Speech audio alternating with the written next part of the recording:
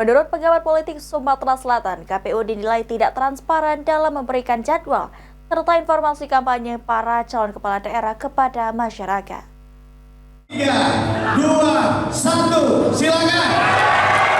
Pada tahap kampanye pemilihan kepala daerah di Sumatera Selatan, para calon kepala daerah mulai berlomba menggait suara lewat berbagai bentuk kampanye sesuai jadwal yang ditetapkan KPU. Namun menurut pengamat politik Sumatera Selatan Haikal Al-Hafafa, pada masa kampanye ini masyarakat di Sumatera Selatan cenderung minim informasi, lantaran jadwal serta informasi kampanye calon kepala daerah yang dikeluarkan KPU dinilai kurang transparan. Dengan kondisi ini, Haikal menekankan agar Bawaslu Sumsel bisa melayangkan teguran agar KPU bisa memberikan informasi kampanye lebih terbuka kepada masyarakat. Karena jika masyarakat tidak tahu, hal tersebut akan berdampak pada partisipasi yang pasif. KPU tidak merilis jadwal kampanye para kandidat. Nah, seharusnya warga tahu dan KPU memberikan informasi itu. Kalau kita lihat di Instagramnya KPU Kota, KPU Provinsi, itu tidak menampilkan jadwal daripada seluruh kandidat yang hari ini sedang melaksanakan proses kampanye. Padahal data informasi jadwal kampanye itu bukan data yang dikecualikan,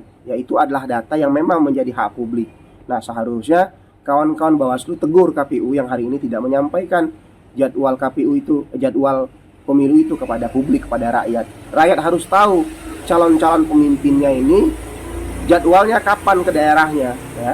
Karena kalau tidak tahu, ini akan berdampak kepada partisipasi. Jangan sampai KPU mengajak masyarakat memilih, tapi masyarakat tidak tahu kapan jadwal kampanye itu sedang berlangsung. Kemudian Lutfi Pal TV.